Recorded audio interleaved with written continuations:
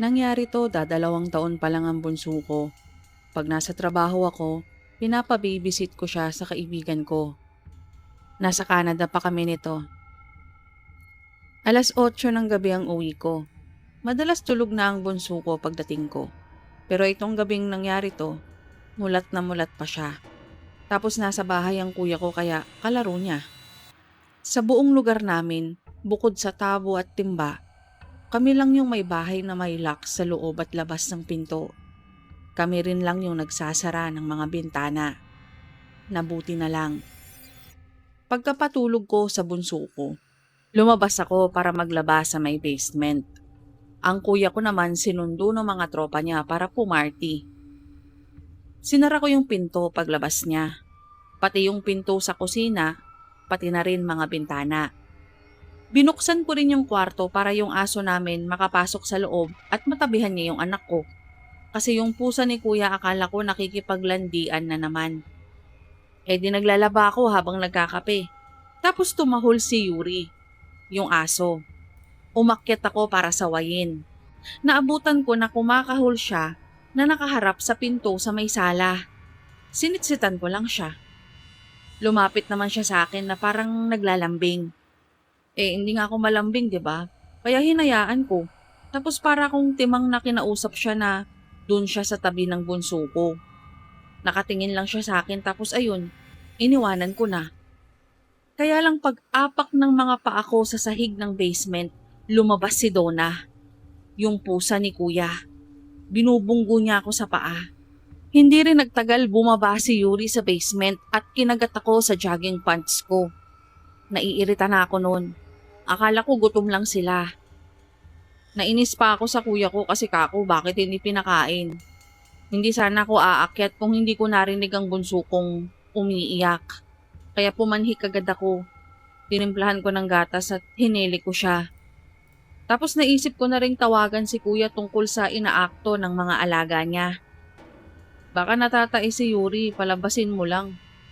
Di sabi ko, paano yung pusa niya? Nag-iinarte lang yan, hayaan mo lang. Sagot niya ulit. Pagkapatulog ko sa bunso ko, pinalabas ko nga si Yuri.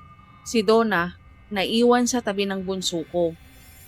Bumaba naman ako sa basement ulit at sabi ko, 10 minuto lang si Yuri sa labas. Pero katulad ng dati, sinara ko pa rin yung pinto sa may kusina bago ako bumaba ng basement. Sakto, nagsasampay na ako nung may narinig akong mga kaluskos. Napakamot ako ng ulo kasi ang bilis naman kako ni Yuri. Pagbukas ko ng pinto, siya nga. Pagkapasok niya, tinahulan niya ako. Alam niyo yung parang nangaaway ganun. Tapos may kumatok. Napakamot ulit ako ng ulo. Tapos, tahol pa rin ng tahol si Yuri. Sa peripheral vision ko, nung matapat ako sa bintana, may nakasilip dun. Pero nung makita ko, nagtago. Umakto ako ng normal. Pumunta ako ng kusina. Hinayaan ko yung kumakatok. Kumuha ako ng dog food. Kinuha ko yung bowl, nilagay ko sa tapat ng kwarto ng bunso ko. At dun ko nga nakita, may tao sa may bintana. Nakaharap dun si Donna yung pusa. Nung maramdaman niya siguro ako, ang pusang erehe sumaidlok sa akin. Nagmamadali akong kinuhang bunso ko. Sinunod ko yung 2 aso at pusa. Binaba ko yung hagdan sa attic. Yung kinalalagyan nun sa gitna ng CR at ng kwarto kung saan walang bintana. Kaya hindi kami makikita sa labas. Pagkaakyat ko sa may attic, nilapag ko sa crib yung bunso ko na naliitan niya na. Tulog na tulog pa rin siya. Iniiwan ko si Donna at si Yuri doon, pero ayaw ni Yuri. Kaya si Donna lang ang nandun na naiwan sa bunso ko. Hinarang ko yung plywood kasi baka tumambling ang anak ko pag nagising at maisipang bumaba. Pagbaba, may kumakatok pa rin. Binuksan ko yung pinto pero yung chain na lock hindi. Babae yung kumakatok. Sabi ko, what? Tapos nagtatanong kung pwedeng makahingi ng gas ng sasakyan. Naubusan daw kasi siya. Hindi ko siya kilala. Halos magkakakilala kasi kami sa lugar namin. Marami ring tsismoso kaya malalaman mo kung may dayo. Sinagot ko siya na wala naman kasi akong kotse. Tumawa lang siya tapos sabi niya, please, hingan ko na lang daw siya sa mga kakilala ko. At si Yuri nagsimula ng kumahol ng kumahol. Sinara ko yung pinto, umiwas ako, tumapat ako sa pader. Tapos, pagharap ko, may lalaki na sa bintana ng sala. May baril. Open the door. Yan ang utos sa akin. Pero ngumiti lang ako. Ang sunod niyang tanong, bakit daw ako nakangiti? Bakit hindi ako ngingiti? Nakita ko na napaparating yung kotse ni kuya at sasagasaan na siya.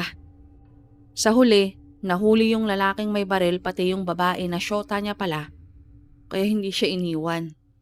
Yung isang kaibigan pala ni kuya na susunod sa party, dadaanan sana si kuya, kaya napadaan nga siya sa bahay. At nakita niyang may umaaligid sa bahay. Pero nabatukan pa ako ni kuya noon pag alis ng mga pulis kasi tinatawagan niya raw ako, hindi niya naman ako makontak. Akala namin safe na kami, pero hindi pa pala. Ilang linggo ang lumipas, saktong yung panganay ko naman hinabilin ng nanay niya sa akin kahit hindi ko pa araw para sa kanya. Kaya dalawa silang inaalagaan ng kaibigan ko noon. Habang nasa trabaho tinawagan niya ako. Umiiyak siya, nasa vet daw sila ng mga anak ko. Papunta na ako ng klinik nang tawagan ako ng kuya ko. Akala niya hindi ko pa alam na critical si Yuri. Pagdating ko doon, wala na si Yuri. Na-open yung bungo niya. Pinalo ng crowbar. Sinong pumalo?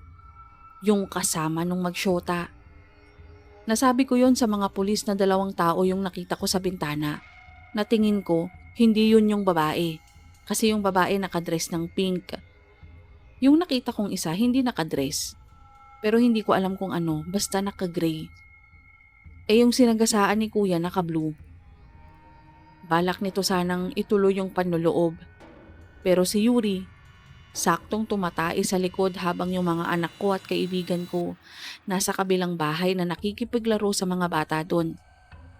Nakagat siya ni Yuri sa mukha, dahilan para mapasigaw siya at makatawag ng atensyon. Pero nahampas niya na ng ilang ulit si Yuri sa ulo. Sabi ng kaibigan ko, nasa harap bahay lang sila nung una.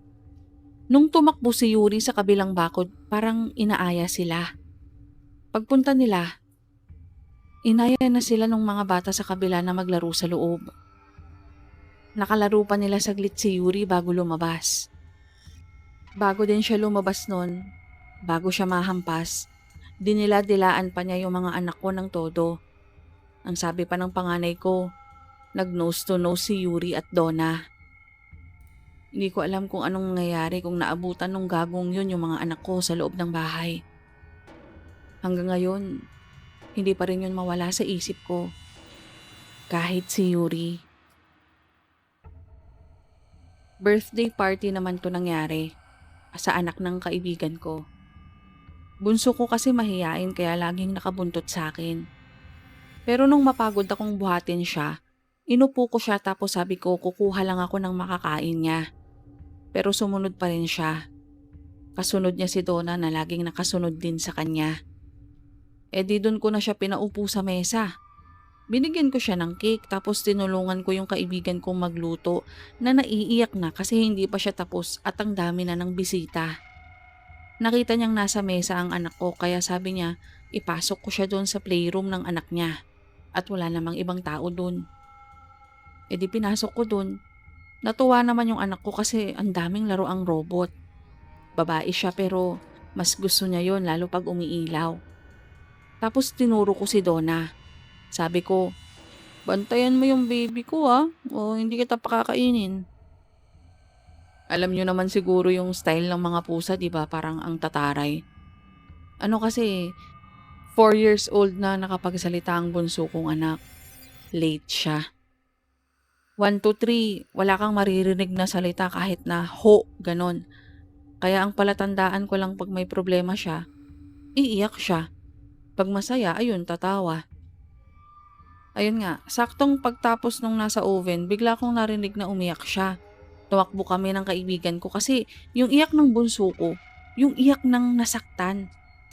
Pagpasok ko, nasa sulok na siya. Nakayakap sa tuhod niya, nasa harapan niya si Donna na nakatayo lahat ng balahibo at umaangil. Nakalabas lahat ng ngipin. Napamura yung kaibigan ko. Sabi niya ilabas ko na ang bunso ko sa kwarto. Ganun talaga ang gagawin ko kasi pakiramdam ko talaga may iba eh. Kasi wala namang ibang tao sa kwarto. Pero kung makaangil sa hangin si Donna, iba. Paglabas namin, tinawag ng kaibigan ko ang kapatid niya. Pinalabas niya ang bunso ko sa kanya, binilinan niyang wag ibababa. Tapos pinaharap niya ako sa playroom. Lahat ng laruan nakatayo na. Nakaharap sa gawi kung nasaan ang anak ko kanina. Si Donna nasa harap ko na. Nakaharap sa mga yon tapos umaangil pa rin. Kaya binuhat ko siya. Sabi ko, good pussy. Pero kinalmot ako. Sinundan niya na yung bunso ko. Kinuha ko naman sa kapatid ng kaibigan ko ang bunso ko. Umupo kami tapos hinarap ko siya sa akin. Si Donna naman pumunta sa gitna namin. Tapos dinilaan niya ang liig ng bunso ko. Napaputang ina ako. Kasi may bakas ng kamay sa liig niya. Kasing laki ng kamay ng isang bata. Kaya umuwi kami ng maaga. Kinabukasan halos ayaw ko siyang iwan. Sinabi ko kay kuya yung nangyari. Ang sabi naman niya, isasama na lang niya ang bunso ko sa trabaho. Mabait naman daw yung alaga niya. Caregiver siya. Sabi ni kuya, ganun na lang daw yung lagi namin gagawin. Nung lunch break, ang daming text at missed calls ni kuya. Pinapupunta niya ako sa bahay ng alaga niya. Pagdating ko, kandong ng alaga niya yung anak ko, binabasahan niya ng kwento. Kilala ko na yung matanda eh, mabait talaga yun. Siya pa nagsabi sa akin na pumasok na ako. Si Donna naman nasa paanan nung matanda. Nakasunod ang tingin sa akin. Pumasok kami sa isang kwarto ni kuya. Naglilinis yung kasambahay na Pinay din. Nilapitan ako agad. Hinawakan ako sa dalawang kamay. Dong, kawawa ang imong anak. Mukhang sinundan siya nung kaluluwa. Sabi nito, nanlamig ako. Lalo nung makita yung nililinis niya. Sa pader, may mga bakas ng kamay. At imposibleng anak ko yun. Lalo nung umabot na yung mga bakas sa kisame. Suotan niyo siya lagi ng pula at yung pusa. Wag na wag niyong palalayuin sa kanya. Sabi ni Manang. Binili na niya rin kami na puro pulang damit sana ang isuot namin sa kanya. Sinunod namin yun ni kuya. Sa araw ng day off ko, kinuha ko ang pangalay kong anak sa nanay niya para makapag-banding silang mag-ate. Nasa bahay lang kami nun, ako, si kuya at yung dalawang anak ko.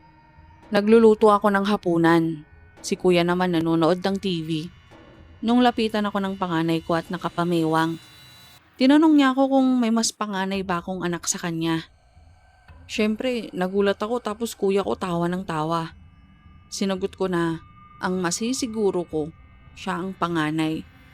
Tsaka, dadalawa lang talaga sila ni Clara. Palang. Nagpamewang pa siya. Sabi niya, sino raw yung batang babae na kalaro nila na nagkiklaim na inampun ko na? Pinahubad pa yung suot ni Clara na damit, pinapalitan daw kasi nasisilaw daw siya. Lahat ng buhok ko sa katawan nanayo. Sabay kami ni kuya na tumakbo papuntang kwarto. At wala doon ang bunso ko. Tapos biglang sumara yung pinto. Sumigaw si Flora, yung panganay ko. Kuya ko sinisipa na ang pinto kasi ayaw talagang mabuksan. Ako naman sa bintana na lang dumaan. Pagpasok ko, sabi ko kay kuya, sabi niya, tadyakan ko yung pinto kaya ayun nasira. Tapos nagnyaw si Donna sa basement. Nandun sa gilid ng washing machine ng bunso ko, umiiyak. Yakap niya si Donna. Si Donna naman pagkalapit namin tumakbo tapos may tinalunan. At may narinig kaming sigaw ng bata. Tapos yung hagdan tumunog. Pagkalabas namin, nasa kabilang kalsada na si Donna. Lumingon siya sa amin. Nagnyaw. Tapos tumakbo na. Tapos may sumigaw na naman. Pero hindi na bumalik pa si Donna. May nakausap ako sa trabaho tapos nakwento ko to. Sabi niya ganun daw talaga ang mga hayop. Loyal. Loyal sa mga taong mahal nila. Minsan hinihiling ko nga na sana isang araw makita pa ng bunso ko si Donna.